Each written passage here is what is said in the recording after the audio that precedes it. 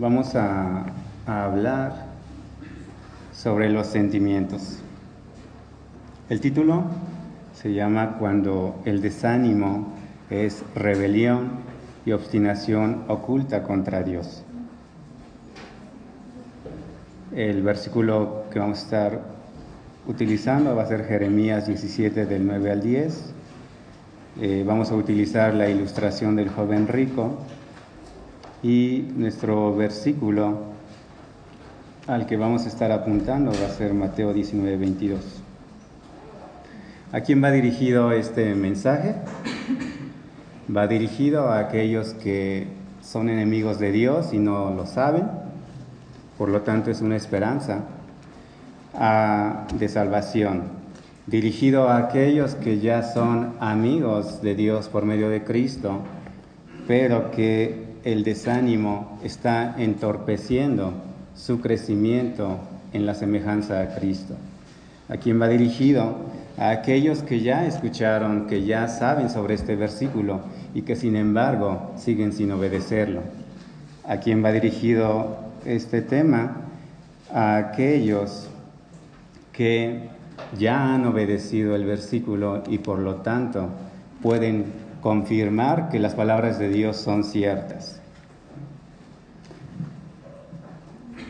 Todos nosotros como seres humanos tenemos sentimientos. Creyente o no creyente, todos tenemos sentimientos. No por ser cristianos dejamos de sentir. Sin embargo, como cristianos o no cristianos, es muy importante que nosotros revisemos nuestros sentimientos a la luz de nuestra escritura, de la palabra de Dios. Porque puede ser que nuestros sentimientos sean una forma de pecado que nos está estorbando para nosotros acercarnos a Dios verdaderamente. Los sentimientos siempre existen en relación a algo. Nadie está triste, nadie está desanimado nada más porque sí. No es espontáneo, todo tiene relación. Entonces, pero los sentimientos que nosotros vamos a revisar son los sentimientos que surgen cuando tú eres confrontado con la palabra de Dios. Cuando tú escuchas la palabra de Dios, tienes un sentimiento. Ese sentimiento puede ser para bendición o para maldición. Por eso es importante examinarlo. Somos llamados a estar siempre atentos de nosotros mismos si es que queremos tener una vida de bendición. Si no, sería muy imprudente solamente estar viviendo por vivir o sintiendo por sentir. Entonces la palabra de Dios debe ser llevado como una lámpara a cada rincón de nuestro corazón, a cada rincón de nuestra mente, para que pueda mostrar nuestro pecado y una vez que nosotros veamos nuestro pecado, tengamos la oportunidad de arrepentirnos o en su defecto condenarnos. Entonces nuestra pregunta es, ¿cómo reacciono yo? ¿Cómo estoy reaccionando yo cuando estoy escuchando las verdades de Dios? El desánimo puede ser algo muy sutil, no necesariamente es evidente. Un ejemplo de ello es que cuando tú estás triste, cuando yo estoy triste, estoy muy mal, cuando tú encuentras una persona y te pregunta, ¿cómo estás? ¿Qué contestamos en general? Bien. ¿No? Entonces, de alguna manera, se nos hace costumbre estar mal y decir que estamos bien. Entonces vamos a revisar 2 de Corintios, de capítulo 7, del 9 al 10. Pablo le está escribiendo a los corintios que está gozoso por la respuesta que los corintios tuvieron tras la exhortación que Pablo les hace. Y dice así, 2 de Corintios 7, del 9 al 10. Ahora me gozo no porque hayáis sido contristados, sino porque fuisteis contristados para arrepentimiento, porque habéis sido contristados según Dios, para que ninguna pérdida padecieseis por nuestra parte. Porque la tristeza que es según Dios produce arrepentimiento para salvación, de que no hay que arrepentirse. Pero la tristeza del mundo produce muerte. Entonces en este versículo podemos ver que cuando tú estés triste, cuando tú estés desanimado, ahorita me estoy enfocando a la tristeza, pero tú puedes enfocarlo si estás enojado, si estás desilusionado, si estás frustrado, cualquier otro sentimiento que tú tengas, todo debe ser sometido a la palabra de Dios. Pero yo me voy a enfocar únicamente a lo que es la tristeza. En este versículo podemos ver que hay dos tipos de tristeza. Una es que dice, según Dios. Hay una tristeza que es según Dios y hay una tristeza que es según el mundo. Dependiendo de cuál tengamos, es el final. Mientras que la tristeza aquí nos habla de una utilidad. Me siento entristecido porque soy confrontado a mi pecado con la palabra de Dios y la finalidad es que yo proceda a arrepentirme. Es una tristeza según Dios. Esa palabra de según es como los encabezados de los evangelios que dicen el evangelio de Cristo según Marcos, según Lucas. Es decir, que es una tristeza que va enfocado a algo positivo.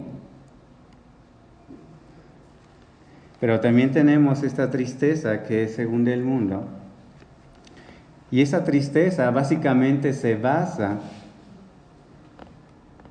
en lo que nos dice Primera de Juan, que nosotros no debemos amar al mundo, porque todo lo que ofrece del mundo, todo lo que ofrece el mundo, en vez de resultar una ayuda, resulta un estorbo. Sin embargo, nosotros nos aferramos a lo que ofrece el mundo, nos aferramos a lo que ofrece nuestro corazón, no lo queremos soltar, a pesar de que nosotros tengamos la oportunidad de la redención. Vayan a 1 de Juan 1:9. La tristeza que es según Dios, y vayamos revisando nosotros cómo estamos, cómo es nuestra tristeza, cuál es nuestro desánimo. La tristeza que es según Dios nos lleva a confesar nuestros pecados. Si tu tristeza no te lleva a confesar tus pecados, es una tristeza según el mundo. Es como cuando tú sabes que pecaste contra tu hermano, 1 de Juan 1:9. Tú sabes que pecaste contra tu hermano y sin embargo tú no quieres arrepentirte. Tú no quieres confesar tu pecado. Mas sin embargo, si estás actuando según Dios, esa tristeza te lleva a confesar el pecado porque sabes que Dios es fiel y justo para perdonar nuestros pecados y limpiarnos de toda maldad. Es decir, esa tristeza te deja ver la fidelidad de Cristo, te deja ver la justicia de Cristo. Pero si tú tienes la tristeza que es según el mundo, según la carne, según Satanás, es como si tú le dijeras a Dios, Dios, yo creo que tú eres injusto, estoy muy triste, sí estoy muy triste, pero yo tengo la razón. Es decir, que Dios no sabe juzgar y que se equivoca con respecto a que uno hizo mal y que por lo tanto uno merece tal trato. Cuando es la tristeza del mundo que no te lleva a arrepentimiento, sino a rebeldía, es cuando decimos que Dios es infiel, es decir, que su palabra no es verdad, su acusación no es cierta. Y dice 1 de Juan 1:8, Si decimos que no tenemos pecado, nos engañamos a nosotros mismos y la verdad no está en nosotros. También tenemos que ver esto, que si tú andas muy tranquilo por la vida, como muy indiferente a las cosas de Dios, o nada te pesa con seguir a Cristo, con leer la Biblia, con orar, es como si estuvieras diciendo no tenemos pecado. ¿Por qué? Porque en un cristiano el pecado lo que hace es hacerlo sentir muy mal. Un cristiano ya no puede tolerar el pecado. Si tú pecas en la mañana, durante todo el día, si tú no confiesas, si tú no pides perdón a Dios, todo el día vas a estar mal. Vas a querer llorar, vas a querer vomitar, te va a doler la cabeza, te va a doler todo. El Espíritu Santo te va a estar diciendo, tú estás en pecado y no confiesas tu pecado. Dice Jeremías 17, 9 al 10. Engañoso es el corazón más que todas las cosas y perverso. ¿Quién lo conocerá? Yo, Jehová, que escudriño la mente, que pruebo el corazón para dar a cada uno según su camino, según el fruto de sus obras. Otra vez, si tú en tu corazón dices, estoy triste, sí, pero no es porque tenga pecado, yo no tengo pecado, yo estoy bien. Aquí dice que más bien tú tienes que dudar de ti. Tú tienes que dudar de ti, buscar a Dios en oración, buscar a Dios en la Escritura y decir, examíname. Busca en mí cualquier rastro de pecado que yo no veo, que no estoy dispuesta a confesar. Porque aquí dice que finalmente Dios se va a encargar de escudriñar la mente. Y unas veces lo hará de manera generosa, pero otras veces lo hará de manera agresiva, según el caso. Aquí dice, para dar a cada uno según su camino, según el fruto de sus obras. Nadie puede estar en paz si ha pecado. Nadie. Y la pregunta sería, ¿cuántas veces pecas al día? ¿Cuántas? Entonces la pregunta también sería, ¿por qué estás tan tranquilo? Tendríamos que considerarlo, porque la tristeza que es según Dios es una tristeza que, dado que va a recibir perdón, dado que se va a confesar, va a ser una tristeza que terminará en ser bienaventurada, en ser dichosa. Dice Mateo 5, 3 al 6. Bienaventurados los pobres en espíritu, porque de ellos es el reino de los cielos. Bienaventurados los que lloran, porque ellos recibirán consolación.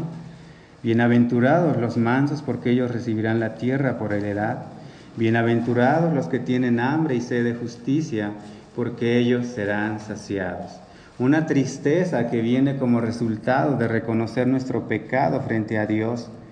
Es una tristeza que te hace sentir pobre, miserable, que no te puedes sostener frente a Dios. Es una tristeza que te lleva a llorar. Es una tristeza que te lleva a quedarte quieto. Porque muchas veces cuando se te acusa de que estás en pecado, ¿qué haces? Te quitas. Pero una persona que está entristecida, contristada por la palabra de Dios, lo que hace es, no se mueve ya. Ya es una persona mansa, no tiene caso moverse. Dice Job, ¿cómo se justificará el Hijo del Hombre frente a un Dios santo y que todo lo conoce? Es como cuando te atrapan a ti en pleno delito. ¿Qué vas a decir? Una persona que es sorprendida en pleno delito, la persona se queda quieta, ya no tiene caso decir nada, ya no tiene caso fingir nada, porque finalmente ya está atrapado. Una persona que tiene tristeza, que es según Dios, tiene hambre y sed de justicia. Pero esta sed y hambre de justicia no es decir, yo quiero que todo en el mundo haya justicia, en el mundo haya dicha. No, una persona triste es esa persona que dice, Dios, soy culpable, castígame. Y Dios en su misericordia te dice, eres culpable, mereces la muerte, mas sin embargo yo he enviado a mi Hijo Jesucristo para que muera y cargue los pecados que tú deberías estar pagando.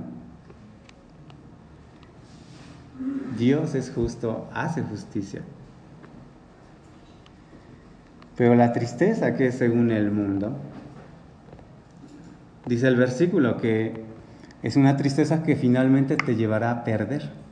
Lo que pudieses haber tenido frente a la misericordia de Dios, lo pierdes y simplemente te quedas sin nada. Sigues muerto en tus delitos y pecados. Esa tristeza que surge según el mundo es resultado de no quedarse frente a Dios cuando Él te está exhortando con su palabra. No recibes su exhortación. Todos lo hemos hecho. Alguien te está regañando, sabes que eres culpable y ¿qué haces? Das media vuelta, si no desde lo externo, desde lo interno, tú ya no estás. La palabra de Dios sigue exhortándote cada domingo, o si estás leyendo cada día, y sin embargo tú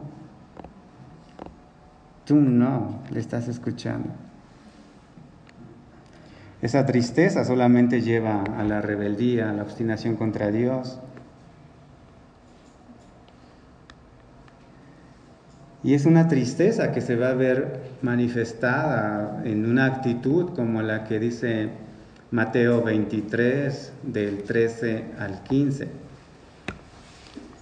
Esa persona que está entristecida, que ya dijimos que en general no mostramos nuestra tristeza, nuestro desánimo, nuestra rebeldía contra Dios, no la mostramos. Por lo tanto, podemos seguir nuestra vida cristiana. O si no eres creyente, puedes seguir tu vida como si nada. Mas sin embargo, vemos que esa persona que ha renunciado a la exhortación de Cristo, esa persona es una persona que en su camino va cerrando el reino de los cielos delante de los hombres, porque seguramente estás viviendo una vida deshonrosa. Y quien te está viendo simplemente dice, si de eso se trata conocer a Dios, si de eso se trata conocer a Cristo, entonces yo no quiero. Ya sea que siempre estés animado, pero haciendo el pecado, o estés desanimado y alguien va a decir, ¿de qué se trata el cristianismo? ¿De siempre estar deprimido? Pero no se trata de ir a extremos. Tenemos cristianos inconscientemente felices y tenemos cristianos inconscientemente deprimidos. Dice, pues ni entráis vosotros, ni dejáis entrar a los que están entrando.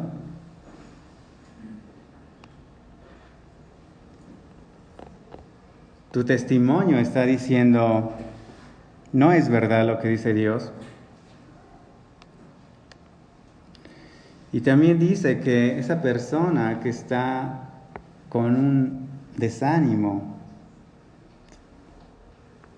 que es según el mundo, es una persona que peca y luego hace largas oraciones. Es decir que es obligatorio que tú te examines a ti mismo, porque para que alguien te identifique es complicadísimo. Quiere decir que entonces yo voy a encontrar a una persona que va a estar haciendo largas oraciones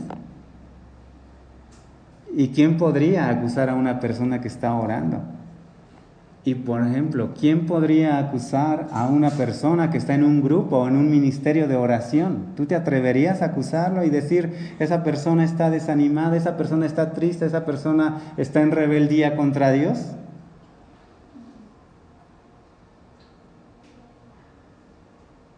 Externamente nosotros no podríamos ver las cosas, por eso es importante que nosotros nos sometamos a la palabra de Dios y aceptar la exhortación de Cristo, que puede ser, si estás orando y además ya estás orando mucho, mas sin embargo no estás haciéndome caso.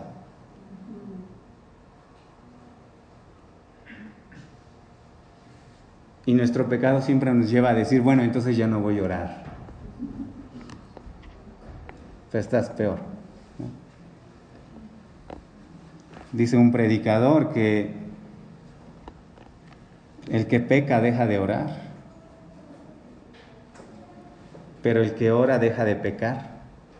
Pero también tenemos que tener mucho cuidado con nosotros mismos. Recuerden lo que dice Jeremías, nuestro corazón, nuestro entendimiento es malvado y perverso.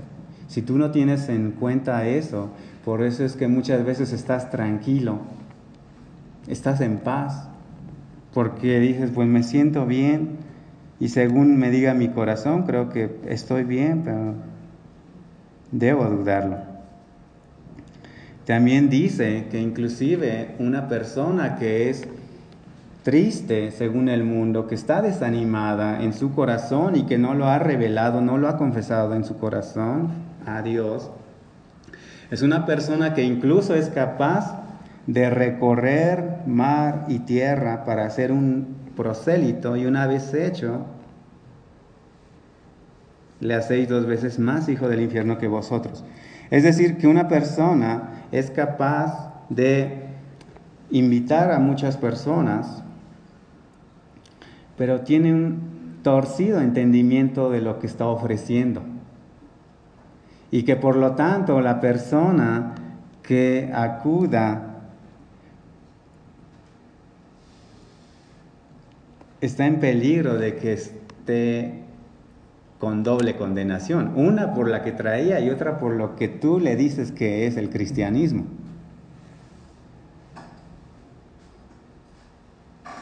Entonces, no sé si han escuchado que muchos pastores, muchos misioneros, por decir personas que nosotros diríamos son prominentes de la fe, no sé si han escuchado que han caído. Y aquí en esta parte podríamos nosotros decir, esto hasta podría ser un misionero, alguien que recorre mar y tierra, compartió el evangelio y todo, pero no está compartiendo la verdad. Y cuando una persona no recibe el evangelio de salvación, recibe el evangelio de condenación. ¿Cuántas iglesias no tienen ese evangelio? Un evangelio que está según sus sentimientos, según sus pensamientos, según la corriente de este mundo, pero que finalmente los hará perecer. También dice en Mateo 23:23 que una persona que está triste, que está desanimada, y reitero que muchas veces, como nosotros no tenemos la costumbre de examinarnos y confesar a Dios nuestra situación, la mayoría de nosotros decimos, yo no estoy en desánimo, yo no tengo rebeldía contra Dios, yo no tengo obstinación contra Dios, yo estoy bien. Creo yo que la palabra de Dios para nosotros siempre representa o siempre la convertimos como la parábola que el profeta Natán le dijo a David. Cada uno de nosotros se indigna por lo que estamos escuchando y dice, ¿cómo es posible que hay personas, que esos misioneros, que esos pastores, que hay personas que son capaces de compartir el evangelio y sin embargo estar en pecado? ¿Y qué le dijo Natán al final de su parábola? Ese hombre eres tú. Si queremos avanzar, necesitamos saber que esa mujer eres tú, ese hombre eres tú, ese joven eres tú, ese niño eres tú.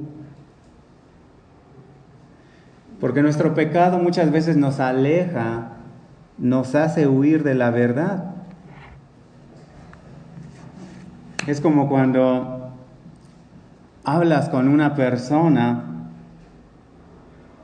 que es perseverante en su pecado y tú de manera indirecta le dices, oye, yo creo que el adulterio está muy mal, que es pecado contra Dios. Y él dice, sí, yo también creo eso. Y se ponen a platicar sobre el tema del adulterio y ninguno de los dos es culpable. Tengamos cuidado que no se esté sucediendo lo mismo, que cuando venimos a escuchar la palabra de Dios o estamos leyendo la Biblia o estamos orando, que cuando tú lees en la Biblia sobre algún pecado en específico, tú digas, oh Dios, qué horrible es el pecado. Como poniéndote a la altura de Dios, poniéndote a su lado y diciendo, condenemos a los demás porque yo estoy de acuerdo contigo. Entonces, eso nos lleva a hacer la observación, que si tú como cristiano has notado que no estás creciendo, lo más probable es que estás desanimado. Y nuestra tendencia cuando alguien está desanimado es animarlo, ¿no? Cuando tú no sabes que probablemente ese desánimo no merece ánimo, merece una exhortación. ¿Qué tienes, hermano? No, pues es que no puedo con eso y todo. Pero es que mira que la palabra de Dios dice, no, pero no. Necesita más apapachos. Y peor si llora. No sé qué nos pasa, pero cuando alguien llora, todos nos arremolinamos sobre la persona y decimos cuánto dolor, cuánta sinceridad en su corazón, sufre.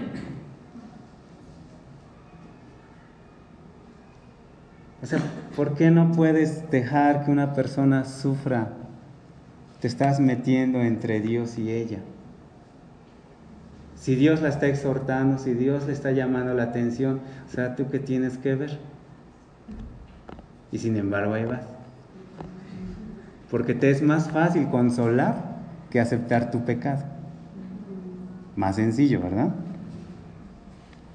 Entonces, ¿cuánto de nosotros es que estamos en pecado y no nos estamos percatando de ello? También dice en Mateo 23 que esa persona que está desanimada, y quiero reiterar la palabra desanimado, no nos estamos enfocando en las cuestiones visibles de una persona así con el rostro decaído. Eso sería muy fácil de identificar. Estamos hablando de una persona que en su corazón está desanimado, mas sin embargo está viviendo bien, ¿eh? Por lo tanto, es que me atrevo a enfatizar en estos versículos de decir lo que Cristo le dice a los fariseos, ¿no? Dice, ay de vosotros, escribas y fariseos hipócritas. Finalmente, alguien que está desanimado porque no está dispuesto a hacer la voluntad de Dios es un hipócrita. Es como cuando aquellos que estaban en unión libre y les dicen, estás en pecado, cásate. Y el pecador se desanima y dice, no. En ese caso yo dejo de ir a la iglesia. Tú estás en pecado, hay un pecado que Dios te dice, abandónalo. Tú que estás viendo pornografía, Dios te dice, déjalo. Entonces ven y sígueme. Ay, no. Te desanimas. Y estamos tan mal que nos conmovemos y decimos, ¿cómo es su lucha? ahí no hay lucha. Ahí has hecho una elección. Primero mi pecado y nunca Dios. Porque si Dios significa que debo dejar mi pecado, entonces no lo quiero.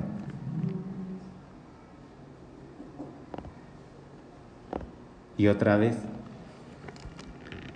nosotros como pecadores anhelamos, dependemos, rogamos que no muera nuestro yo, porque eso es lo que nos da seguridad, eso es lo que yo soy Ricardo, yo soy así, yo soy así, yo soy así. No queremos que Cristo nos pida que dejemos eso. Esa es nuestra identidad. ¿Qué voy a hacer si yo dejo de pecar? Ya no sería yo. Pero Cristo dice, si alguno quiere ir en pos de mí, ¿qué dice? Lo primero, niéguese a sí mismo. Niéguese. Si no nos estamos negando, pues no nos sorprendamos, ¿no?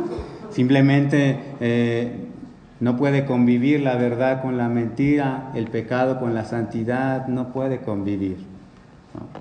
Entonces, pues ya dejemos de estar viéndonos así como, oh, qué lamento. Entonces decía,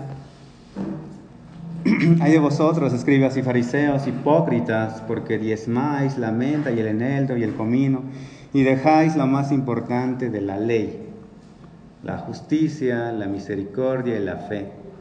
Esto era necesario hacer sin dejar de hacer aquello. Estamos viendo que aquí los escribas y los fariseos eran cumplidores de la ley, pero dejaban de lado la justicia, la misericordia y la fe, que era lo más importante. Y dice abajo, esto era necesario hacer. Sí, diezma, sí, apégate a la ley, pero no dejes de hacer lo otro. El que está desanimado siempre encontrará una manera de animarse por sí mismo. Yo no sé qué te anima. Que vas a venir a la iglesia y vas a ver a la persona que te cae bien, a la persona que te gusta, a la persona con la que te gusta platicar.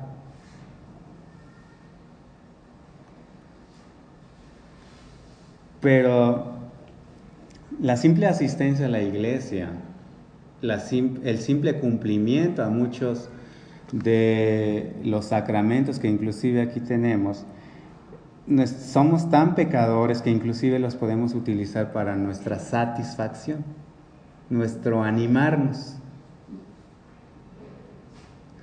Soy pecador, pero yo ya no estoy en el mundo. Ahora vengo a pecar aquí. Soy pecador, pero yo ya participo en la cena del Señor. Soy pecador, pero yo ya me bauticé.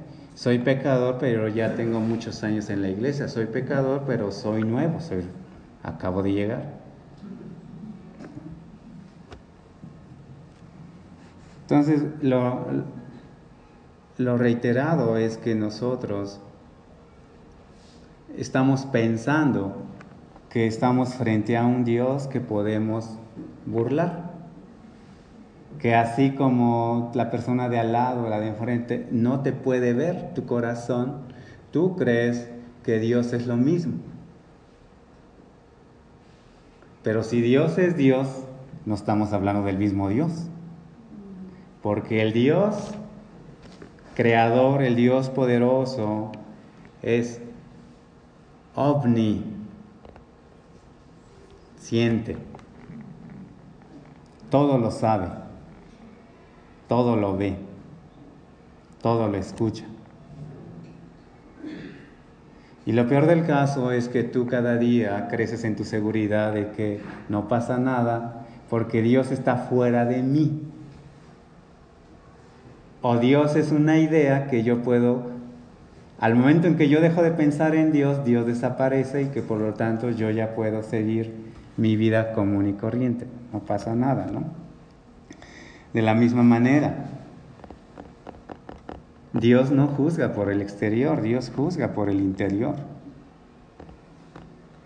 A veces unas personas creen que apegarse a lo que manda la iglesia y dejando de lado lo que son los mandamientos, lo que es la misericordia, lo que es el estudio de la fe, ya es suficiente.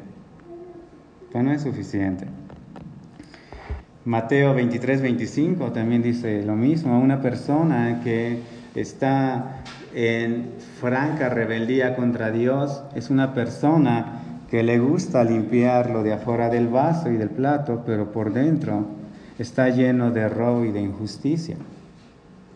Otra vez estamos hablando de Dios que es capaz de ver tu interior y que externamente te ves muy bien. Pero aquí con los fariseos nos da un ejemplo de lo que en este mismo momento Dios está viendo en ti. Que estás lleno de robo y de injusticia, mas sin embargo por fuera te ves muy bien.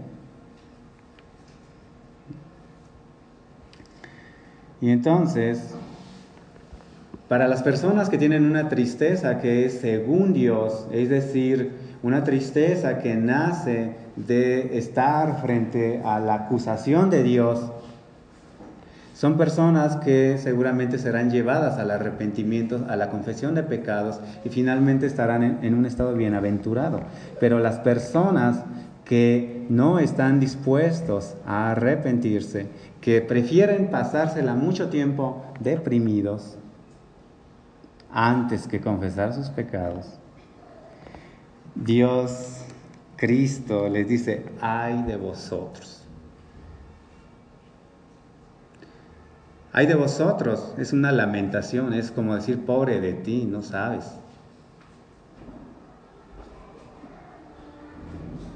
No sabes en lo que estamos entrando. Y para ilustrar esta parte, vamos a Mateo, capítulo 19, versículo del 16 al 22. Y vamos a ilustrarlo por si no has aceptado tu culpabilidad, y ahora pues vamos a revisar algo de la vida de alguien más. Mateo 19, del versículo 16. Sigan conmigo, por favor, la lectura. ¿Ya estamos todos ahí?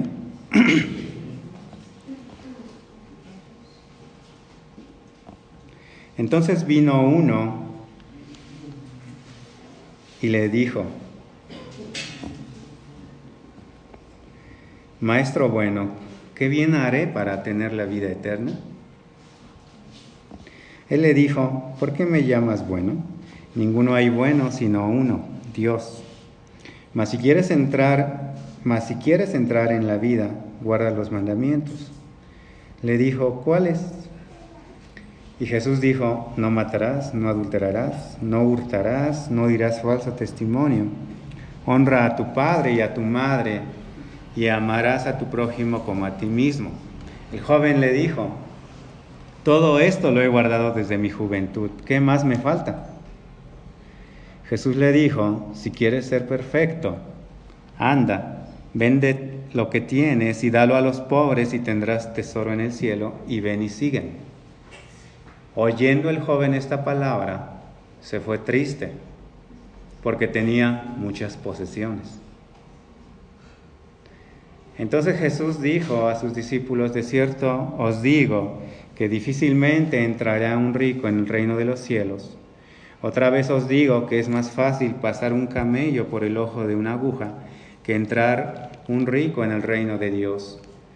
Sus discípulos, oyendo esto, se asombraron en gran manera, diciendo: ¿quién pues podrá ser salvo?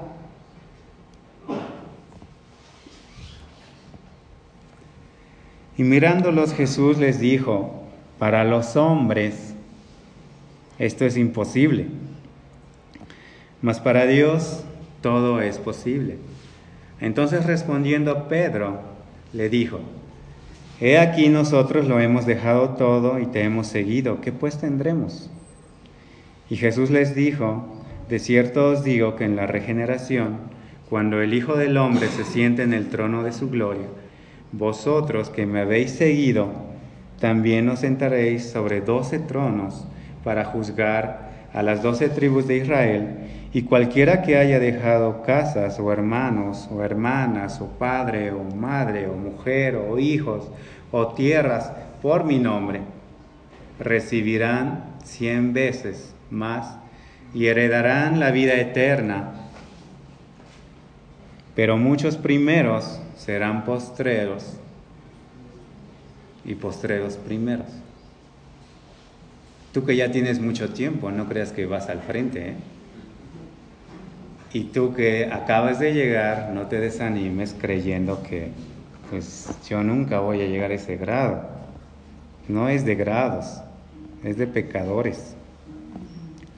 Pero entonces aquí tenemos el relato de una persona que aparentemente se acerca con toda la disposición de su corazón y se acerca a Cristo y le dice: ¿cómo tendré la vida eterna? ¿Cómo heredaré la vida eterna? ¿Cómo conseguir la vida eterna?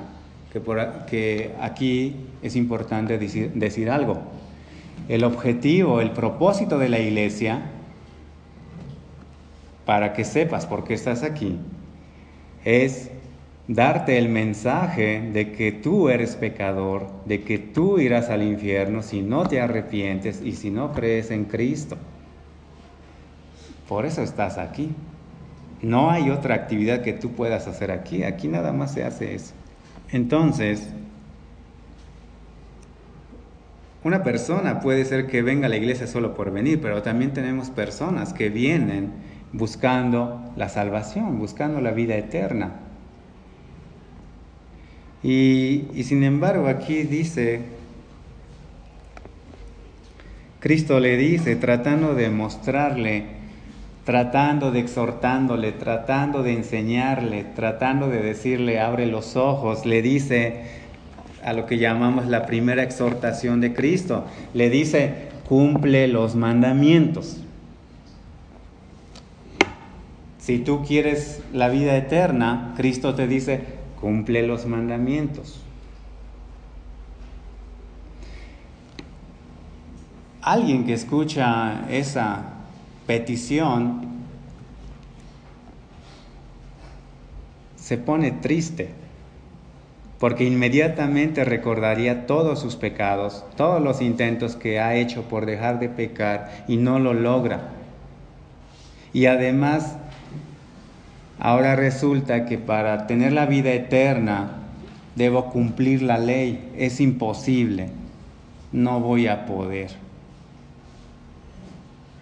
Me voy a perder. Una persona que escucha esa respuesta de Cristo dice, no es posible. Y entonces te arrepentirías.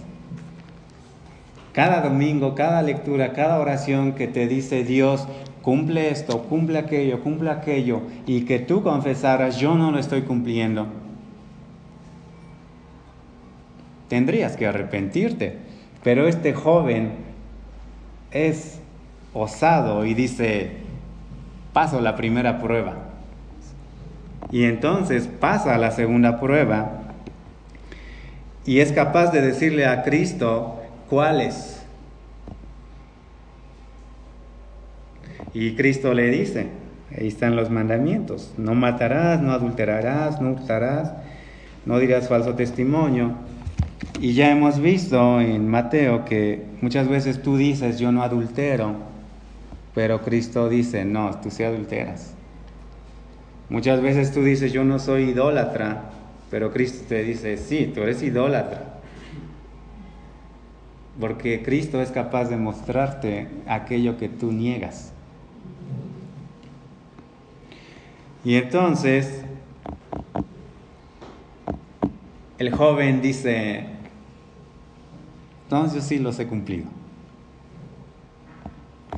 El joven le dijo, todo esto lo he guardado desde mi juventud, y además hace una valiente afirmación de decir que no solamente hace pocos días lo cumplo, sino que ya tiene rato. ¿Tú desde cuándo estás cumpliendo los mandamientos o sientes que lo estás cumpliendo? Entonces pasa la segunda exhortación este joven, pasa la segunda amorosa enseñanza de Cristo de estarle diciendo: es que tú no has cumplido, tú estás condenado de todas maneras. Pero Él es capaz de decir: ya, listo, ¿qué más me falta? Todos nosotros somos muy dados a ser, número uno, a no detenernos a pensar en lo que Dios nos está pidiendo. Y que por lo tanto somos capaces de decir: pues así como que cumplido, no, pero creo que sí lo he cumplido. Pero por ese más o menos es que no estamos avanzando. Ni el que no es salvo puede acercarse a Cristo porque dice: pues yo creo que no estoy tan mal. ¿Necesitan un salvador aquellos que están perdidos? Yo creo que no. Pero también el que ya es salvo no puede avanzar a la santificación porque dice: creo que desde que soy salvo no estoy tan mal. Al contrario, creo que me he hecho buena persona. Pero entonces no quieres examinar lo que Dios te está pidiendo. Es como cuando a un niño chiquito se ofrece a llevar una mesa grande y tú le dices: ¿vas a poder? Y el niño en su emoción, ¿qué dice? El niño no piensa. El niño no es capaz de ver todo lo que implica. Y entonces el joven dice: sí, ya. ¿Qué más me falta? Y entonces es ahí lo que comentamos ese rato. Tú sabes, yo lo sé, que por más palabrería que estemos diciendo, con que hemos cumplido la ley, tú sabes que Dios solo está apuntando a aquel pecado o a aquellos pecados que son pilares de tu personalidad, pilares de tu ego, pilares de tu yo. Dios no quita la vista de eso que tienes tú. Es como cuando tú vas a cobrarle a una persona, tiene el dinero en su mano, ya es quincena, ya es la 1, ya es hora de irnos. Y entonces él te empieza a decir no sé qué cosa, pero tú no dejas de ver los billetes.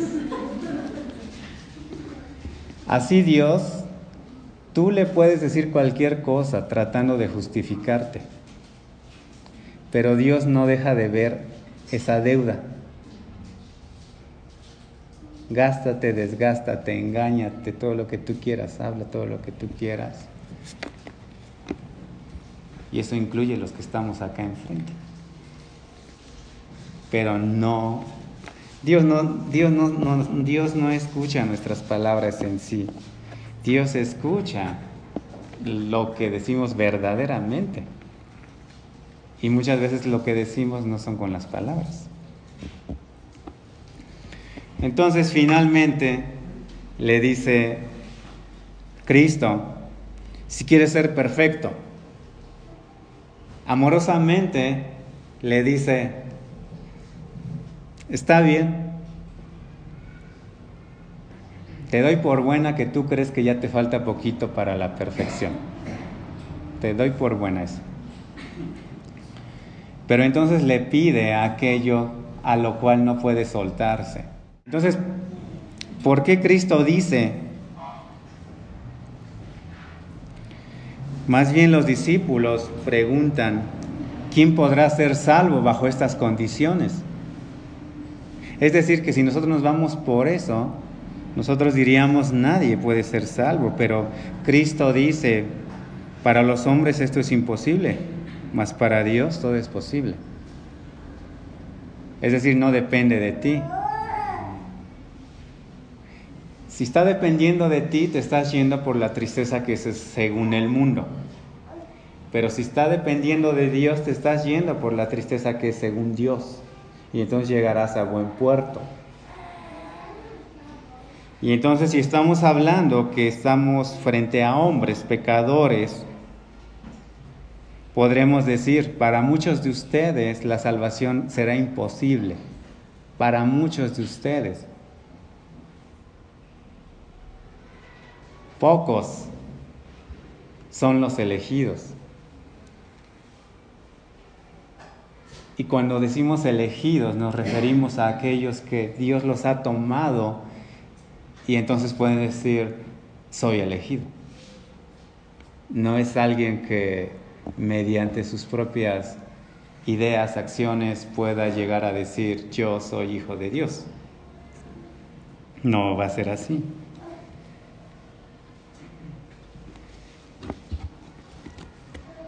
Y entonces es ahí donde decimos que si nosotros no mostramos nuestro desánimo externamente, hay muchas personas que desde el momento que están escuchando este mensaje ya se desanimaron, es decir, entonces no quiero nada. Y hay otras personas que hace años que se desanimaron, pero que siguen aquí y que caminan desanimados, animándose con cosas externas, pero que eso finalmente no les valdrá.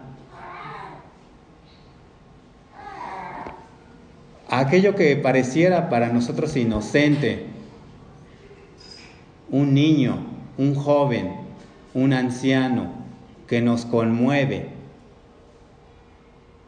y decir yo creo que esa es buena persona y que Dios va a tener misericordia de él. Ese es nuestro pensar. Pero Dios, que es justo, no lo hará así. Dios es justo y por lo tanto aplicará su justicia.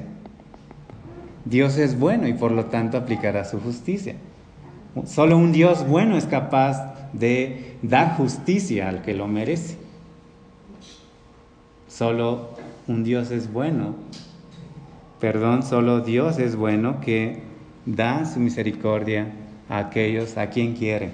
Podemos ver que según tu criterio no estás tan mal,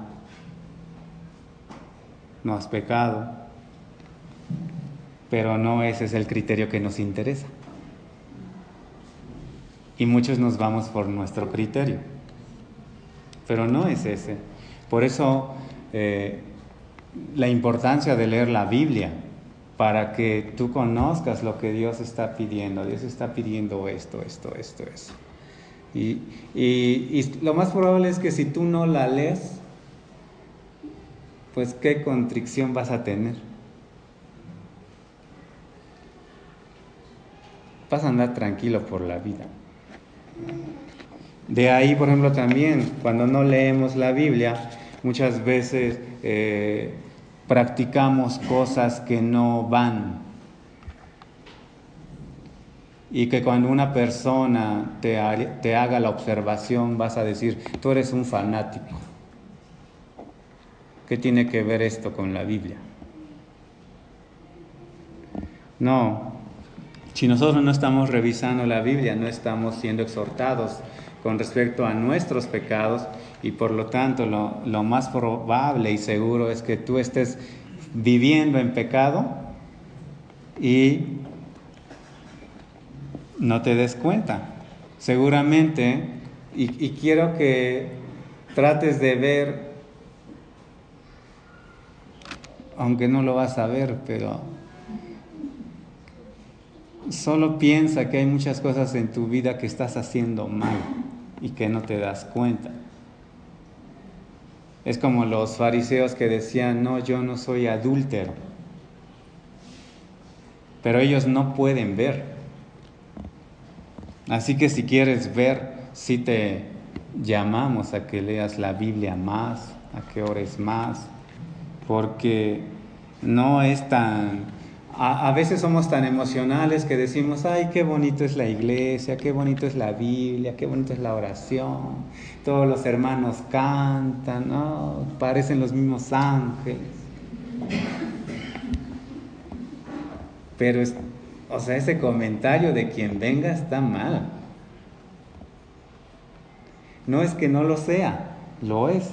Es una iglesia muy bonita, hay ángeles cantando. Pero no, esa no es la idea. Lo que tú no te das cuenta es que este no es un club social, esto es un juzgado. La palabra de Dios, dictada por el juez, es leída a los culpables.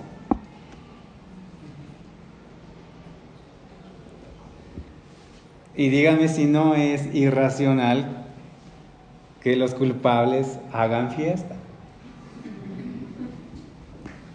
Están animados. Eso también es una debilidad de algunos movimientos cristianos en donde prefieren poner énfasis en las cosas bonitas, agradables, esperanzadoras. ¿Quién no tiene un versículo de todo lo puedo en Dios que me fortalece? Pero dígame quién tiene en la memoria un versículo que lo acuse. Pero yo os digo que cualquiera que mira a una mujer para codiciarla, ya adulteró con ella en su corazón. Y que sale a la calle y entonces es acusado y acusado y acusado. Lo bueno de la acusación es que estás avisado. Y si estás avisado, no lo vas a hacer. Para que no trates de pasarte. Y usar una frase de, no, yo solamente admiro. No, hay muchas cosas, tanto hombres como mujeres, niños, adultos, ancianos, que tienen en su mente que no corresponde para nada con la Escritura porque realmente no leen la Escritura. Hay veces que yo mismo o vemos a algunos hermanos que están mal, pero que no vale la pena decirles que están mal. Porque finalmente no tiene las herramientas para saber que está mal. Es una persona empírica, no lee,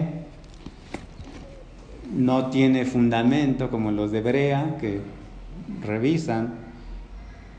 Es una persona que por tradición oral ha recibido las enseñanzas y que depende de ello, es decir, depende de lo que le digan. Y que por lo tanto cuando reciba una acusación que viene de la Biblia, no se va a ir a la Biblia. Se va a ir hacia una persona, oye, ¿tú qué me aconsejas? Me dijeron que estoy mal. No le hagas caso. Y esa persona lo que no se da cuenta es que lo más probable, o sea, un 99.99 de ese que se acerca ya al 100, es que está muy en riesgo de irse al infierno.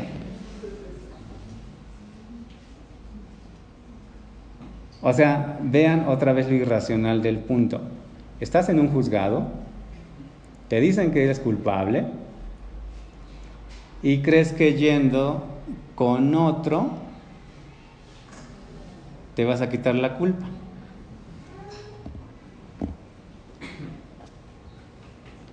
Ya lo hemos dicho que el movimiento de reforma fue necesario porque el pueblo había abandonado la Biblia.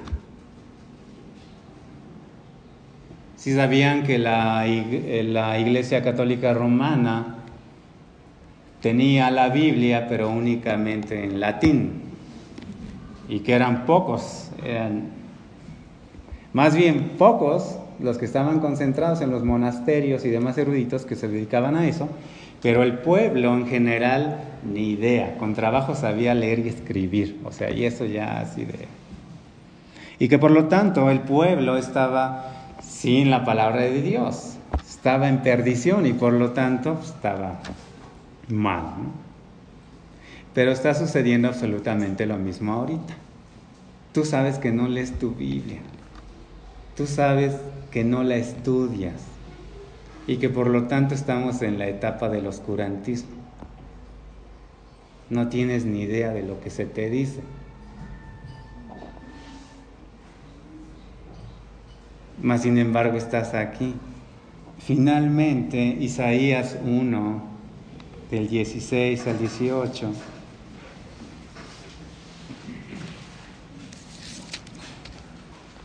te pide algo sencillo y si no lo puedes hacer, pues es el momento de clamar a Dios. Dios en su misericordia ahí está. Isaías 1, 16 al 18. Cuando Cristo le dice al joven, deja eso, a ti también te dice, deja eso, porque su objetivo es, lavaos y limpiaos, quitad la iniquidad de vuestras obras de delante de mis ojos. Dejad de hacer lo malo, aprended a hacer el bien.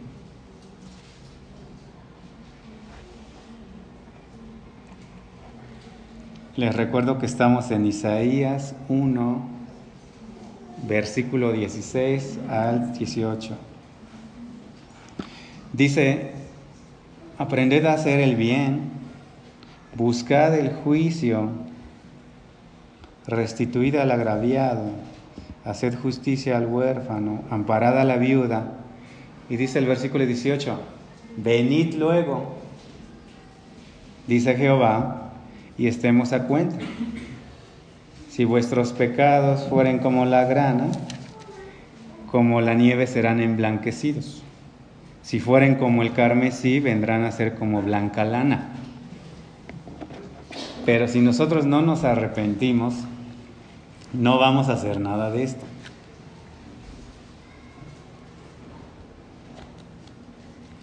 Lo bonito de esto es que a pesar de que estamos en el juzgado,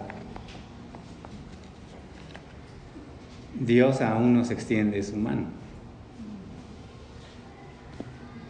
Y te dice, y es para que lo tomes como una descripción de tu condición, una descripción de lo que tú eres. Dice, lavaos y limpiaos. Si tú tienes necesidad de lavarte y limpiarte, quiere decir que estás sucio.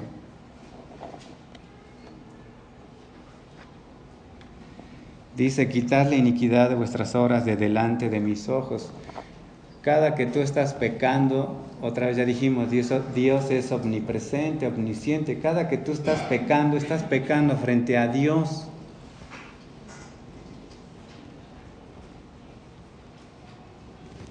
Y dice, aprended a hacer el bien.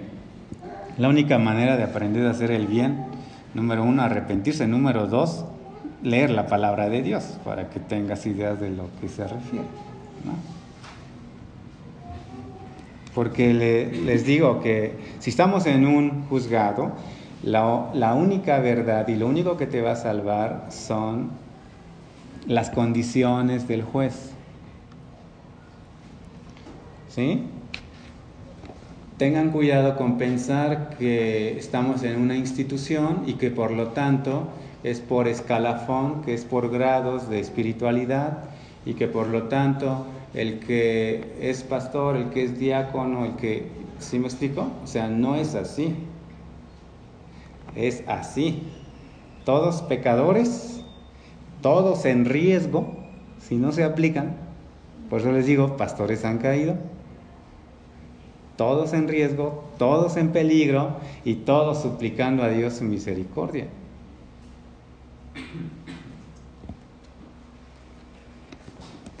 Entonces, si estás desanimado, reconoce frente a Dios qué es ese desánimo. ¿Es porque no quieres hacer su voluntad? ¿O porque aceptas que sí eres culpable y la culpabilidad entristece? Y que por lo tanto, dependiendo de cuál estés, pues, si estás en una tristeza que es según el mundo, estás a tiempo. Entonces, volvamos a la Biblia. Siempre les he comentado que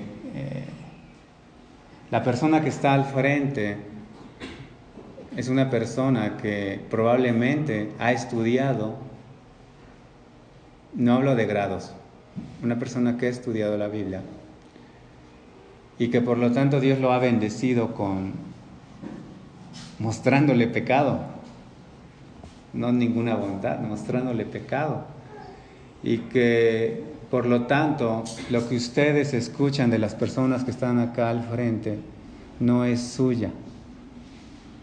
Es decir, que ustedes tienen que buscar a Dios, tienen que trabajar por Dios. Es como un maestro eminente en matemáticas que viene a dar una clase y ustedes dicen, wow, ¿no? Pero ustedes llegan a su casa y ustedes no son los matemáticos. Ustedes siguen siendo las personas normales con las mismas habilidades básicas de aritmética, y que por lo tanto si quieres acercarte más allá tienes que esforzarte.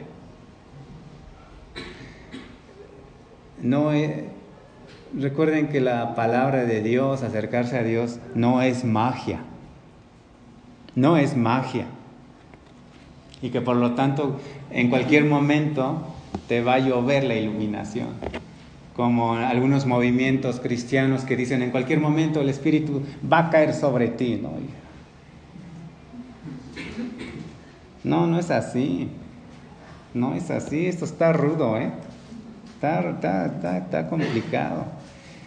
Entonces, también hablaba con mi hermano que le decía que inclusive también nuestro malvado corazón se nota en aquellos que somos consumidores, adictos a leer, consumir, pero que no te quieres sentar con una libreta en blanco, con tu Biblia y pedirle a Dios que te enseñe. Prefieres comprar libros y libros y curso y todo. Es como un estudiante que ya acabó su licenciatura, pero no quiere trabajar, entonces se va a la maestría y luego se va al doctorado, pero no quiere trabajar, entonces se mete a un postdoctorado y queda becado. Nunca quiere trabajar. Sin embargo, las personas lo admiran, dicen, ¡ay, cuánto ha estudiado! Pues no quiere trabajar. Tú podrás tener muchos libros, tú podrás ser bueno en leerlos, ¿no? Pero si no estás siendo instruido por la palabra de Dios, créeme que no tienes nada. Así tengas los libros de Spurgeon, así tengas los libros de Jonathan Edwards. Es una bendición que en su misericordia Dios les dio a ellos y que entonces ellos escriben para mostrar su misericordia. Es decir, te están diciendo, mira lo que Dios me ha dado en su misericordia, mira. Pero nadie puede robar la bendición de nadie, nadie puede robar la misericordia que Dios le ha dado a uno, nadie. Y tú, al no querer leer la Biblia, pareciera que estás pensando que puedes quitar la misericordia, la bendición a aquel a quien solo Dios se lo ha dado por su misericordia, pero que se pone a buscar. Y de verdad que no es una búsqueda agradable, una búsqueda desagradable. Pero que finalmente Dios es el único que bendice. Así que, pues, ánimo, hermanos, ¿no? Ánimo, esto está rudo, está rudo. Y se los digo que de verdad, o sea, el versículo lo dice, el que piense estar seguro,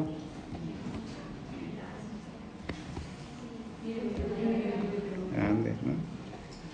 O sea, y no vamos a resbalar si nosotros no estamos en Dios. O sea, les digo que hay muchas cosas, muchas prácticas en esta iglesia que no son prácticas cristianas y que las personas que lo practican obviamente no se dan cuenta. Pero otra vez, si no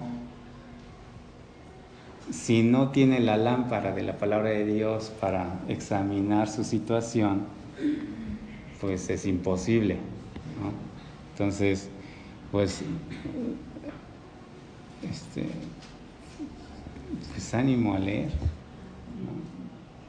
A leer, de tal manera que tú puedas compartir con tus hermanos, tus hermanas, lo que Dios te está mostrando a ti. Porque luego no sé si te das cuenta, pero de pronto ya es tus mismos temas de conversación. ¿Sí? ¿No? Pero imagínate, cuando tú eliges una palabra, un atributo de Dios, y estás ahí, y no puedes comprenderlo, y entonces le dices a algún hermano, oh, fíjate hermano, estoy leyendo sobre la justicia de Dios, pero qué bárbaro, no puedo, ¿no? Estoy leyendo sobre la fe, mi familia está batallando en esto, aquello, ¿no? Pero así, digo, cosas interesantes. ¿Saben por qué? Porque finalmente una persona que es tocada por Dios, le van a aburrir las cosas triviales. Así de, ya sé lo que me va a contar. Pero como debemos soportarnos unos a otros, a ver, dime, ¿qué pasó? ¿No? Y lo hacemos de buen agrado, ¿no?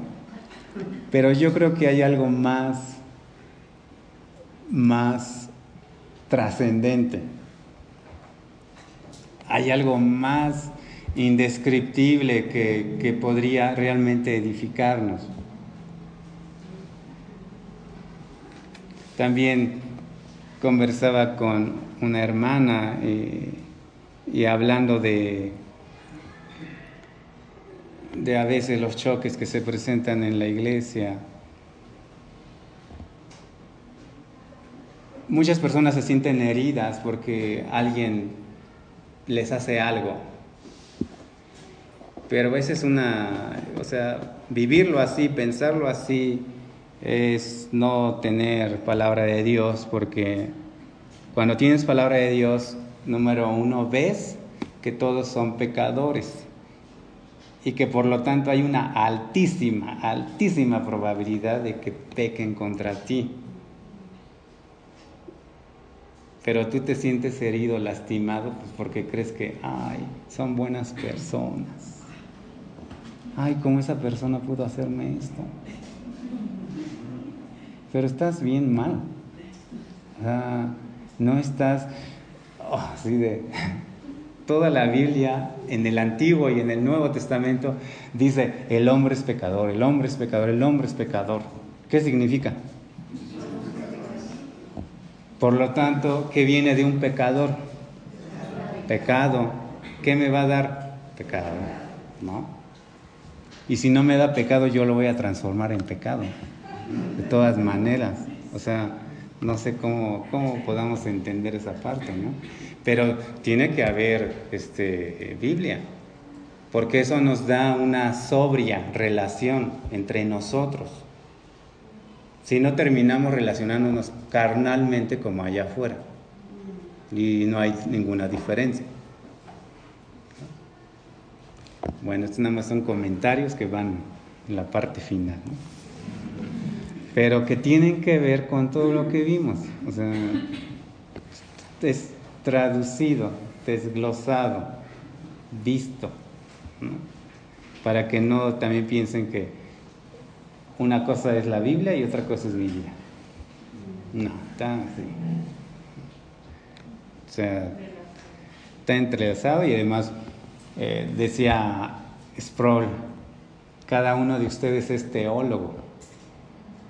Es decir, cada uno de ustedes es estudioso de Dios. Lo malo es que hay unos estudiantes bien malos. O sea, platicas con alguien o contigo mismo, ¿ya? Para no ofender. Pero platicas con alguien y te dice algo sobre Dios, porque es cristiano, algo sobre el noviazgo, algo sobre la relación entre las familias, algo sobre todo, ¿eh? Y dices, no, creo que esa es mala teología. Entonces es tu trabajo sacar buena teología, pero no la vas a sacar si no te pones a estudiar, ¿no? Igual, con algunos hermanos hemos hablado sobre la crianza de los hijos, ¿no? Hay quien tiene buena teología y hay quien tiene malísima teología con respecto a la crianza de los hijos, pero otra vez, no me tomen esto como si yo fuera perfecto, al contrario, ¿no? Entre más lees la Biblia, más te das cuenta que no, esto estamos mal, ¿no? Vamos a orar.